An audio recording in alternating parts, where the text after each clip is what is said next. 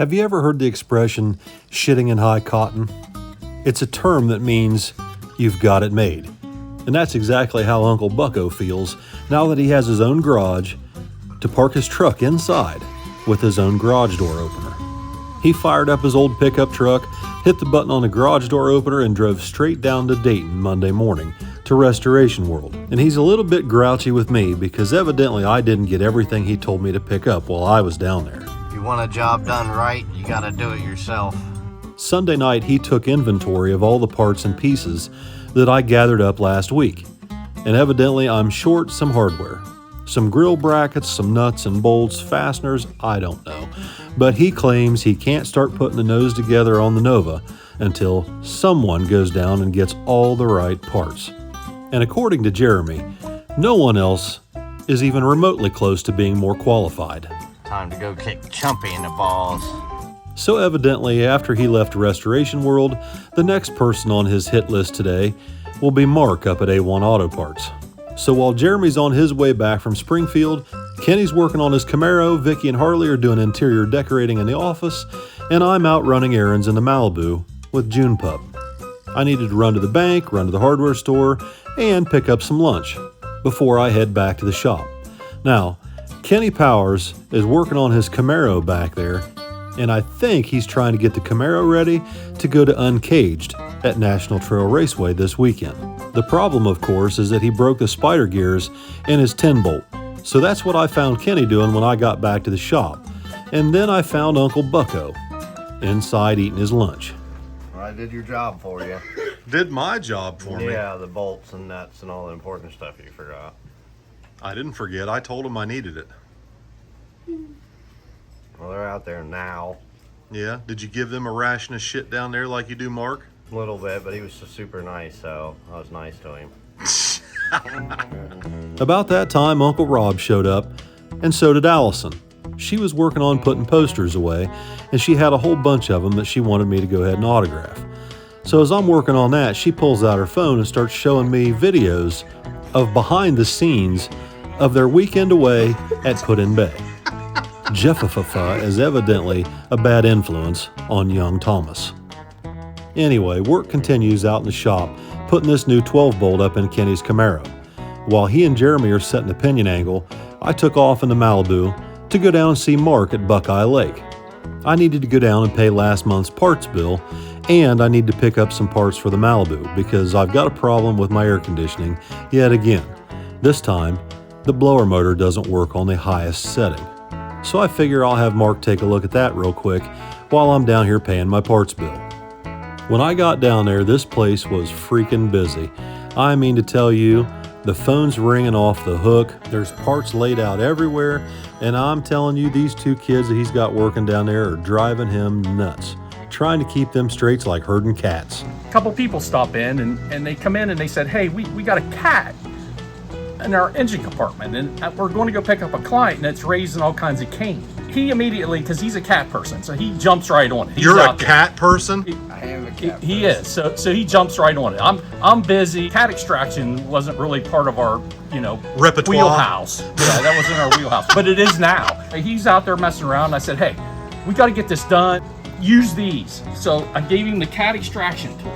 The cat extraction 5000. The cat extraction 5000. What'd you do? Grab him by the freaking neck with that We thing? didn't actually have to grab him with it. We just kind of pushed it a couple times until we could grab it. Oh my Oh god. no, they grabbed it. I have to listen to the cat, squalling under the hood. So. I politely listened to Mark's problems and then I sprung mine on him. My blower don't work on high. Can we blame this on Uncle Bucko? I wish we could. Oh, darn it. Come out here and look at this thing. Okay, let's go. So the other day I gave this thing a bath and I sprayed down underneath the hood to clean up some of the dust and dirt. And I immediately began having problems with the blower motor not working on the highest setting. So we go back into the shop and see if I can stump the chump. So you can have me one tomorrow? I can have you one in the morning. But for today, you're stumped. I'm not stumped, but the stud. Well, then I'll just have to pay my bill for today and Oh, nice. not have my parts. Great. So while I'm down there paying my parts bill, Miss Harley is running some errands for me and Kenny Powers. The first one being dropping his drive shaft off down at Super Duty Truck Parts because his drive shaft is now too long. So we need this shortened an inch from here to the end to make 43 inches. So you need it 1 inch shorter, basically. While Harley's dropping that drive shaft off, I have finished up at Mark's, and I decide to take June Pup over to Wendy's to get a Frosty for her to make up for the lack of air conditioning in the Malibu. Well, the air conditioning still works, just not on the highest setting. So anyway, when we get back to the house, I find out that Kenny Powers' 12-bolt Moser rear end didn't come from a 3rd gen Camaro. It's way too wide. I think somebody lied to Kenny Powers. Yeah, definitely. I think the forums were wrong. That thing looks like a pregnant roller skate. So now not only do we need the drive shaft shortened, but Kenny's wheels are not going to fit with the new rear end. Now, all this slow car street action starting to heat up pretty good. Billy's running his mouth a little bit, Kenny's chomping at the bit, so it's high time that I start getting this Malibu dialed in. Now that I've got my 9-inch Ford in there, I can start turning the timing up and start making a little bit more power. So I get to working on that, because I figure Billy's coming tonight with his Mustang, and he's going to want some action. So I've got the timing turned up on the Malibu, and it's setting on kill. I figure Billy's on his way, but when he showed up, he shows up in his pickup truck. Evidently, his plan is to dodge the Malibu until he can get some better tires put on the Mustang. He's also got some more important things he needs to take care of, like getting his S10 ready for the weekend. I already had the Draggy on the Charger in the shop because I was going to use it with the Malibu. And it's a good thing I had mine ready because Junior forgot his in the Mustang back at his house. So that's one crisis avoided for tonight, but we're about to get ourselves into a whole new one. Billy goes ahead and fires the truck up, warms it up in the shop, checks air in the tires, backs it outside, brings it up on boost a couple times, and then we head to the test spot. It's only about 2 miles away from our house. So I follow Billy over there with the Malibu so that I can help film, pour his puddles, and back him up in his tracks. Now last year at this event, Billy went out in round 1, and he doesn't want to repeat that this year. So he's trying some new things. Right now the truck has Tommy's converter in it, which is a different sprag and is much more aggressive. And we are also trying to run the truck a little bit lighter on ballast. So with the combination of the more aggressive converter and lighter weight, Billy's having to pull more timing and use the dump valves to try and get through the first 300 feet. We were making really good progress until we brought the truck back from the second test hit. When Billy went to fire the truck back up in the shop, the engine sounded funny. A quick compression test confirmed that we definitely had a problem in number 7 cylinder. So things just took a major turn for the worse. I called Jeremy to let him know that we've got some bad news. And as you can imagine, he was not impressed. We decided to call it quits for the night and get up and regroup the next morning to get started on tearing the engine down. When Billy pulled number 7 spark plug out last night, there was a trace of water in the cylinder. Usually when that happens, it's a sure sign that we've got a head gasket problem. The thing is, this block's been O-ringed, and we haven't had any head gasket problems ever since he O-ringed the block. But what we found when we pulled the heads off is that one of the receiver grooves was extremely close to a coolant passage. After looking at it, I decided the only way to fix this for sure is to have the heads welded and reduce the size of the coolant passage in the cylinder head. Now, Billy had to go to Summit this morning to go pick up head gaskets, and since he's on a 4-hour trek to and from Summit, he can't very well weld these cylinder heads up at his shop. So I made a phone call to my Uncle Tim, and he told me to bring the heads up and he'd weld them up for us. So this is going to save us about 4 hours of downtime today, waiting on Billy to come back from Summit. Once Tim had the heads welded up, I loaded them up in the Malibu, and I head north, towards Mount Vernon, Ohio, to go see Uncle Bob McVeigh at McVeigh Automotive and Machine. And thankfully, Bob told me he would make time today to mill these heads and get them straightened up. Originally, Billy's plan was to be up there working on his big block today. But thankfully, Bob's pretty flexible with us every time we've ever needed his help. He chucked the first head up on the mill and started by hand cleaning up the weld. Once he had the vast majority of it worked down by hand, he fired up the mill and started making one pass after another, very slowly, a half a thousandth to a thousandth of an inch at a time. Bob is very careful and very meticulous about his machine work, and the finished product reflects that. Thank you again, Uncle Bob. Once I made it back to the shop, Billy and Rob recut the receiver grooves in the cylinder heads with some tooling that Bob sent home with me. Once they had the receiver grooves fixed, it was time to clean the cylinder heads up and start bolting the engine back together.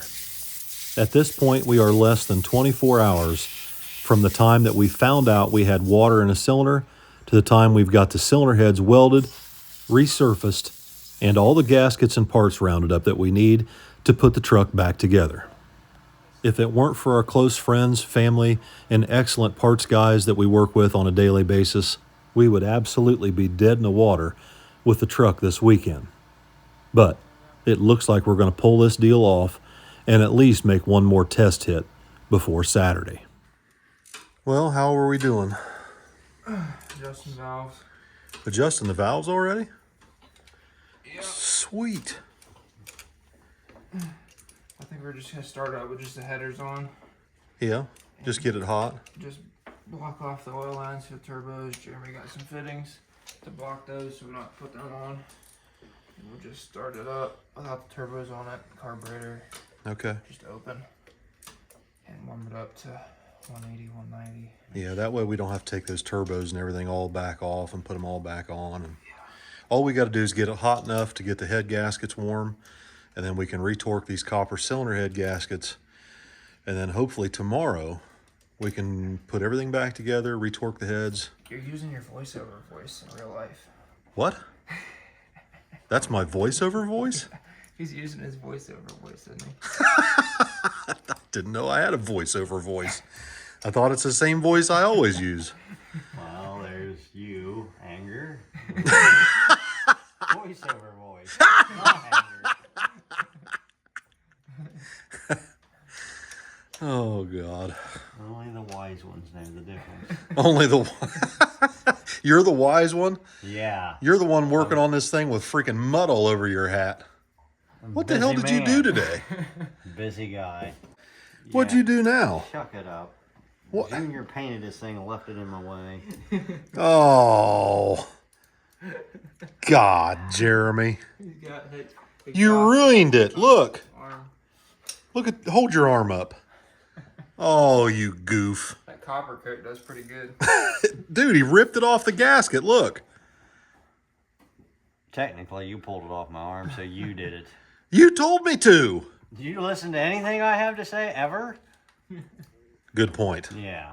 All right, guys. So it looks like we're going to try and fire this truck up tonight. I'll bet Vicky's going to be happy with that because it's already midnight. And they're going to fire it up without any turbos. So that's going to be loud. And it takes a little while for that thing to hit 190 degrees. I guarantee you that. So that should be interesting. Tomorrow, I got some parts to pick up down at Mark's. I got a tool I need to take back to Uncle Bob. We've still got work to do on the big block. We've still got to do some testing with the S10. And I think CJ Buckner's coming up here tomorrow to have us help him test his Mustang because he has yet to even make a test hit on that car since he's been thrashing for 2 weeks trying to get his Mustang back together. He texted me earlier this evening, and I think he's coming tomorrow, maybe tomorrow evening. I don't know. We'll see what happens. In other news, we found some more problems with the big block up at Bob's. I don't know. I'll probably let Billy break that to you, but we found a few things that we didn't know about. Nothing major. Well, it was major. It could have been major if we didn't find it, but luckily the engine came out when it did. I'll let Billy break that news on his channel if he wants to, but it's looking like we're going to be okay for the weekend. The Falcon is sitting on kill. It's in really good shape right now. It's making really good test hits. I don't think the Falcon's going to be any problem. However, this fiasco with the truck, I think what happened was that one receiver groove was really close to that coolant passage, and the receiver groove probably weakened the surface of the cylinder head a little bit, and that chunk peeled off there, and that of course allowed the coolant to get down in around that receiver groove, and the receiver groove isn't intended to seal water, especially without any copper coat. And these gaskets that Billy uses has silicone to seal around the water ports, but of course if there's nothing left of the cylinder head to seal, then you can't contain the water.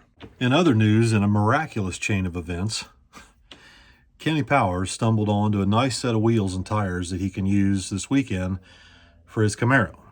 Bill Bybee, the guy that helps Vicky in the booth all the time, just so happened to have a set of drag lights with the exact bolt pattern and the exact offset that Kenny needed for his Camaro.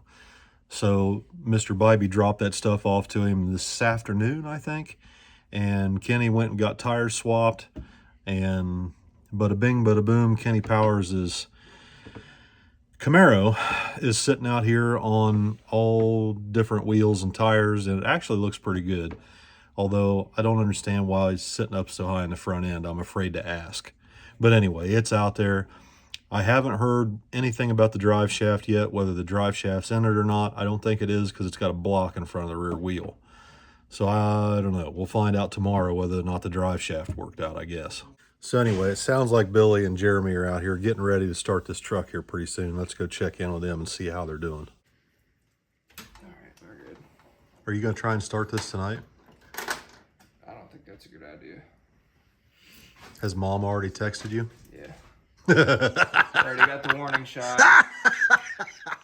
It's not a big deal. We'll start it up early tomorrow. Let it cool down for a little while. And then it won't be too bad to retorque it. Jeremy, how's your evening? Same as usual.